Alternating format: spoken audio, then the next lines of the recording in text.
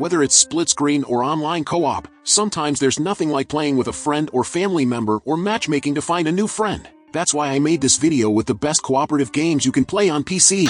After Monster Hunter World rampaged onto PC, the bar for Capcom's next entry in the Dino-adjacent beast hunting series was high, but Monster Hunter Rise is every bit its predecessor's equal and makes for a thrilling co-op adventure. That's why we've booted World off the list and replaced it with Rise. If you're not familiar with Monster Hunter, it's essentially a giant playpen where you and your friends can go out and, well, hunt monsters. The biggest appeal is a group of you wailing on some titan, but there's a camaraderie and teamwork in Monster Hunter Rise that is different from other co-ops. You all have to meet in a tavern, eat a big hearty meal before you set off, make sure you all have everything you need, and then off you go, skipping into the deep dark woods where the scary monsters await. It's these little rituals that really make it shine as a co-op.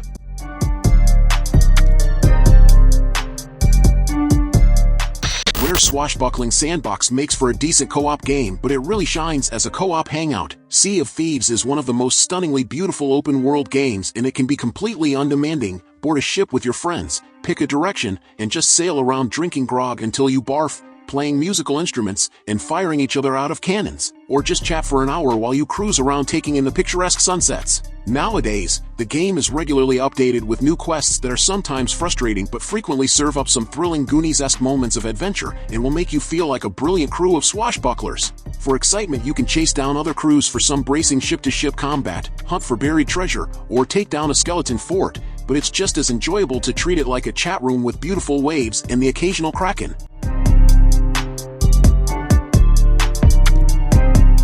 Having retained massive popularity over more than a decade, Grand Theft Auto V is closer now to being replaced with a new entry, but the huge possibilities for players looking to get back into the game or experience it for the first time are all much better if they bring some friends along for the ride.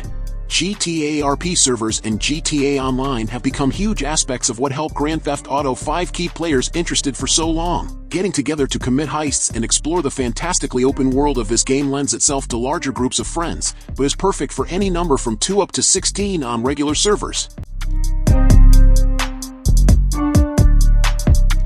It is a truth universally acknowledged that Steam always has to have at least one co-op ghosty game in early access, over which people are going bananas. Right now that game is Lethal Company, and not without reason. It's a bit of a horror game, as you form up in teams for some good old PvE. As contractors for the company, you collect scrap from abandoned haunted moons that used to be industrial centers. Successfully salvaging enough scrap earns you cash, which you can use to jet off to new moons with more rewards. The trade-off, of course, is higher risk. There are mundane risks like traps, which one player can spot from the ship scanner and call out to those on the mission. But there are, of course, monsters to contend with, especially at night. Some you'll only find indoors, while others stalk you on open ground. It's a great mix of learning a bestiary and knowing what to do in different situations, with having a concrete goal, get salvage, and there are many and varied ways to die, so you learn quickly. If you got tired of Phasmophobia and are looking for something new in the same vein, this is it.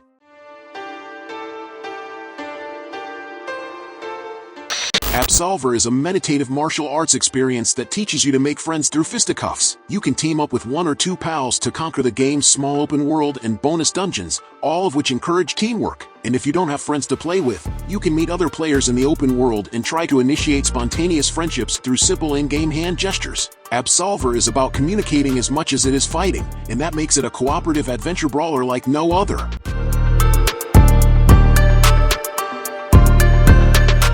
Good co-op action has been woven into the fabric of The Division from the word go. As you can read from our The Division 2 review, everything was pretty good from the word go, but it makes sense for it to excel in multiplayer, as any military-influenced game worth its salt delivers on themes of friendship and teamwork, alongside some chuff and good loot. While some bounced off Ubisoft's post-apocalyptic shooter due to a lack of endgame content, Ubisoft gradually expanded on the game, taking it from strength to strength with a slew of updates. All of that work is present in The Division 2's Washington setting, which is why it's one of the best co-op games on PC.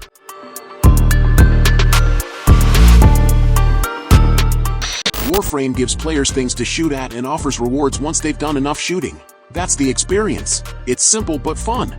Up to 4 players cooperatively gun down enemies, use superpowers, and parkour around a wide variety of exotic, interstellar maps, all in a quest to accrue more stuff. It's easy to get lost in the game's hypnotic, grindy rhythm for hundreds of hours at a time, thanks to its well-executed mechanics and gameplay. It's also free.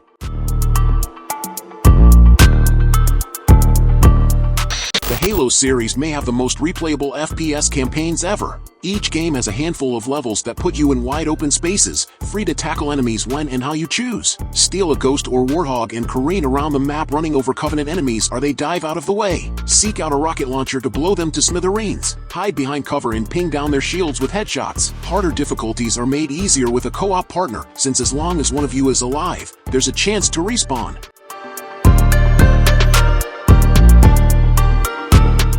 Bursting with loot, this cel-shaded, action-packed roguelike hooks you into shooting and slashing your way to ultimate power. Leaving the 2D platforms of the original behind, this sequel is a third-person shooter with an elegant focus on loops of frantic combat.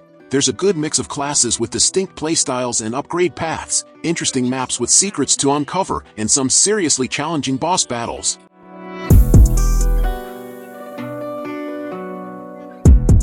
You can play one of the best RPGs ever made with up to 3 other friends in online co-op. Chaos and player agency reign supreme in such a reactive world, meaning one friend could piss off a guard or reveal their undead identity at an inopportune time, but that's exactly what makes Divinity 2 so great with friends. You're no longer dealing with a loyal party of characters you shape over time. You're dealing with 3 other stubborn people, all vying for different outcomes. It's a beautiful role-playing mess set in one of the most lush, engaging RPG worlds ever. And once you complete the campaign, the Game Master mode lets you create new campaigns from scratch with an extensive D&D style Dungeon Master's toolkit.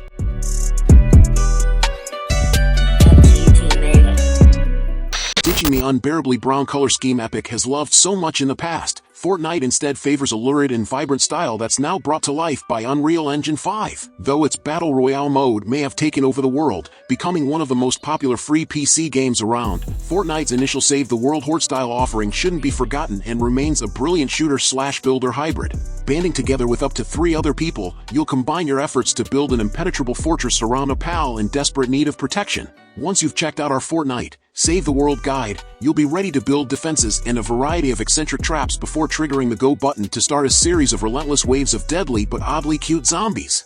With an arsenal of weapons amassed from your never-ending drip feed of loot boxes, which can be used to obtain Fortnite skins, you'll hold the undead at bay and claim victory. Its progression systems are over-engineered, but the core components of Fortnite are incredibly polished and, importantly, fun to play.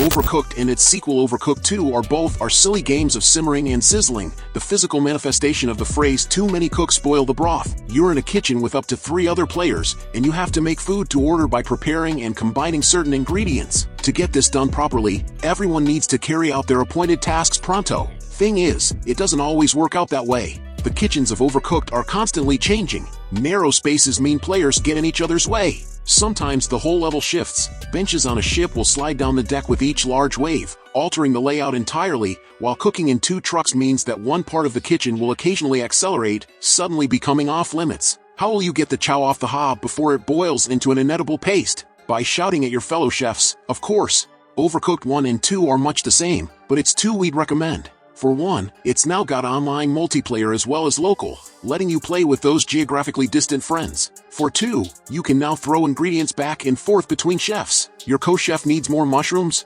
Maybe he'll catch the one you just threw to him. Maybe it'll bonk him right in the face. Outward is an RPG experience like few others on PC. You're a truly fragile nobody. There are no map waypoints to guide you where to go, and no level ups to raise your stats and make you stronger. You can't fast travel across the world. You have to navigate by landmarks and play as cautiously you would in a real adventure across the world, and that's a really fun experience with a friend by your side.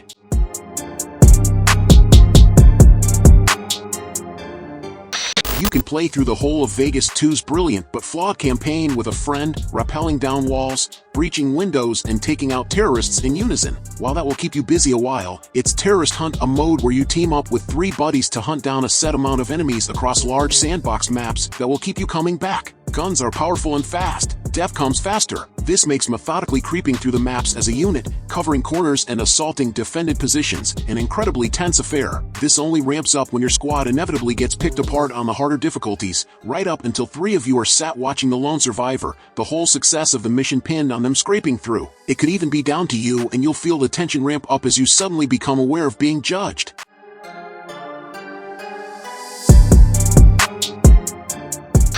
Apex Legends tasks 60 players in teams of 3 to fight to the death inside one big, busy map. There are items to loot, opponents to shoot, and constantly shrinking map boundaries to outrun, and Apex Legends manages all these obligatory battle royale inclusions quite well. Unique skills for each character and the ability to revive teammates both make this free game a touch deeper and more engaging than most of its genre competitors, like Fortnite.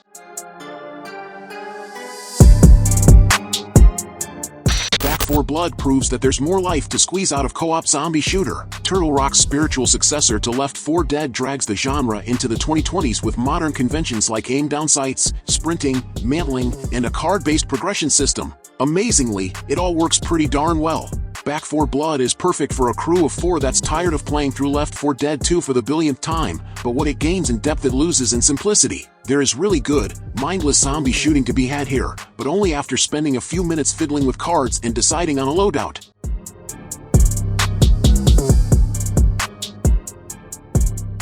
This is one for folks who love playing as the monster. Dead by Daylight is an asymmetrical survival horror sim not for the squeamish. In this 4 vs 1 co-op, 3 players take on the role of survivors and 1 player the killer in a cat-and-mouse style multiplayer game with simple goals. Survivors must repair 5 out of 7 generators scattered throughout a level to power the exit and escape.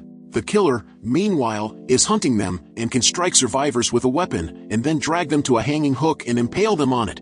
EW. Skills and abilities are balanced between the survivors and the killer. The killer, for example, is faster than the survivors in general, but is slower at specific tasks, like having to destroy obstacles instead of vaulting over them. With a spookily long list of killers to play as, including horror film and game favorites like Ghostface, Pyramid Head, and Michael Myers, there's plenty of spooky fun to be found with this one.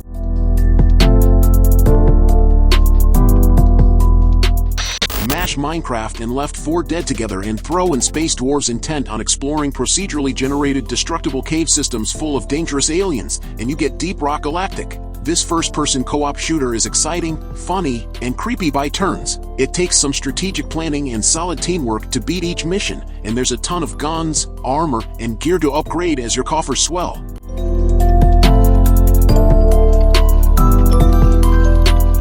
Like Diablos before it, notably Diablo 3, Diablo 4 is a muddy, grim fantasy world beset by demons, which means it's sensible to take a friend or 2. And, again like previous Diablo games, it's playable with a squad of 4 from start FO finish, with drop-in multiplayer that tracks progress you made so you can go back to it in single player if you want.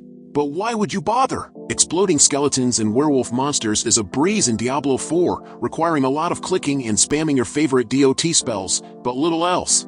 This means you have a lot of time to bond with your friends. That's maybe reductive. One of the best things about Diablo 4 is that it has an admirably freeing leveling system for all the classes, so you can respec on the fly to suit whoever you're playing with. And if a particular boss is giving you trouble, you can change tactics. Get your rogue a spell to go invisible so you can more easily residential your colleagues, while you can change your necromancer's spell path to have more debuffing spells, giving your barbarian attacks more bite, and you're on your way to victory.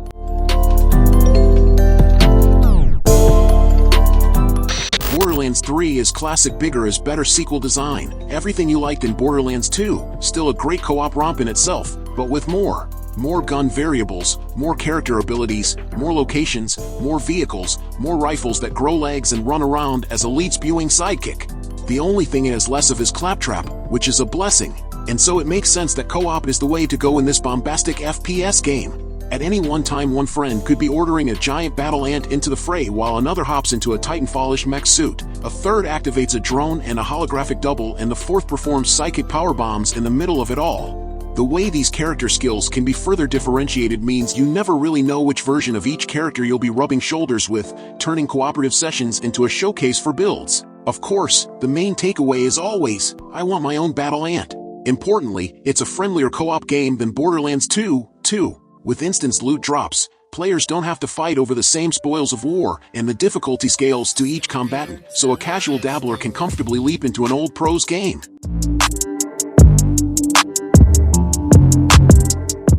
Leading up to its launch, It Takes Two's game director made bold claims that every level in the game swapped to some new type of co-op task, from puzzles to platforming to shooting, and several types of boss battle. The change from co-op adventure to sudden third-person shooter was not the finest moment of Hazelight's former split-screen adventure A Way Out, and yet it managed to pull off some seriously fun stunts in It Takes Two. Every new area is a thrill to tackle even if the story isn't anything to write home about.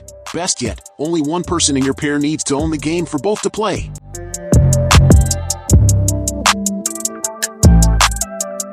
While many are purists when it comes to From Software's masterful action RPG, refusing to summon help or forcing themselves to equip just underwear whilst wielding only an overgrown twig, Dark Souls is fantastic in co-op. You can jump in with a friend, with a bit of planning, taking turns to help each other through each section, even without friends. Though, Dark Souls will have you forming bonds with silent strangers. There's an unwritten etiquette to the Souls games that sees people treating each other with respect, bowing to each other once summoned and waving each other off or cheering after a defeated boss. There's nothing quite like the feeling of relief when a summoned co-op partner helps you finally beat Ornstein and Smuff. The only thing that comes close is paying it back later, becoming the savior in someone else's story. Adam said it best in our review: "It's superb, populating an already haunted world with phantoms and memories, and providing an eventual gateway by which to become an all but anonymous hero or villain."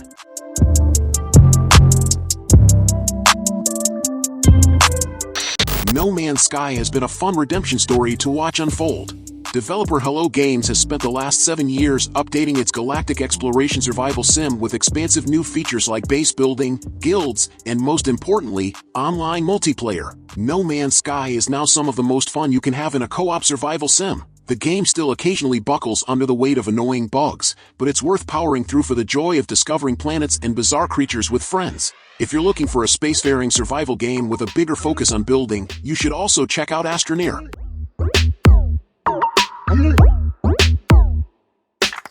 Nobody knew how huge Minecraft would be when the alpha released in 2010, but there were hints of it even from the first few hours, when the game's initial players started building rudimentary shapes and sharing screenshots of what they created. Today, Minecraft is played by people of all ages. Part of its appeal, aside from its openness, is the social aspect. Whether helping your child stave off monsters as you build a fantasy land together or collaborating with a group of adults to make a working hard drive, there's something for everyone. You can even play it as an RPG, killing mobs with your co-op partner, leveling up and building equipment to grow stronger, with the eventual goal of taking on the final boss, the Ender Dragon. Minecraft is whatever you want it to be, and you can play it all with friends.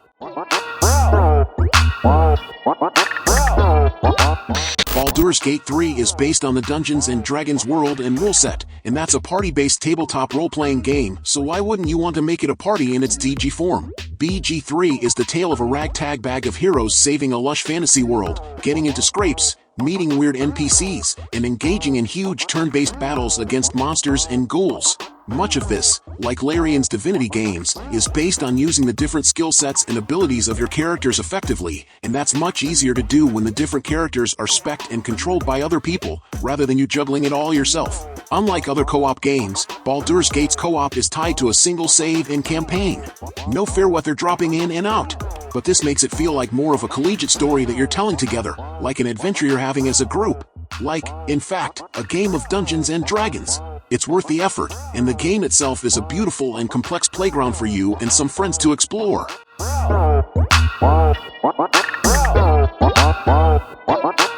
This sequel to Vermintide confidently expands on the Left 4 Dead-alike formula, adding a whole new faction of enemies to fight in addition to the Skaven, and more robust class leveling and loot systems. It still feels nice and meaty when you smash in a rat man's face with a giant club, and there's a welcome build variety now with the game's 5 characters. Switching characters or even classes makes levels easily replayable a dozen times over. If you loved Left 4 Dead but have simply played enough of it for the past decade, this is one place you should redirect your attention. There are newer co-op games these days, like Back 4 Blood, but Vermintide is great for a few dozen hours of bloody melee carnage. It's also gotten a lot of free and paid post-release support, adding quite a few levels to an already substantial campaign.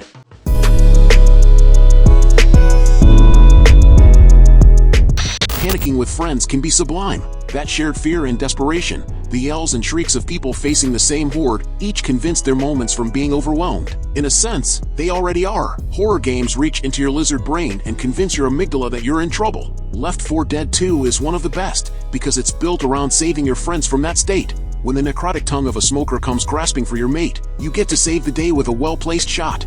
When a hunter pounces on your pal who's straggling at the back, there you are with a punch and shotgun blast. when a tank jumps right into the middle of your group, well, you can't survive every time.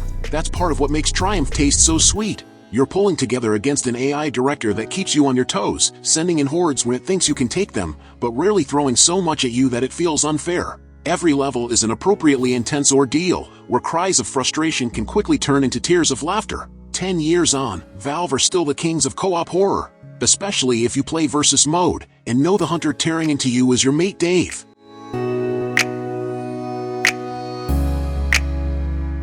So, did you like the games I recommended?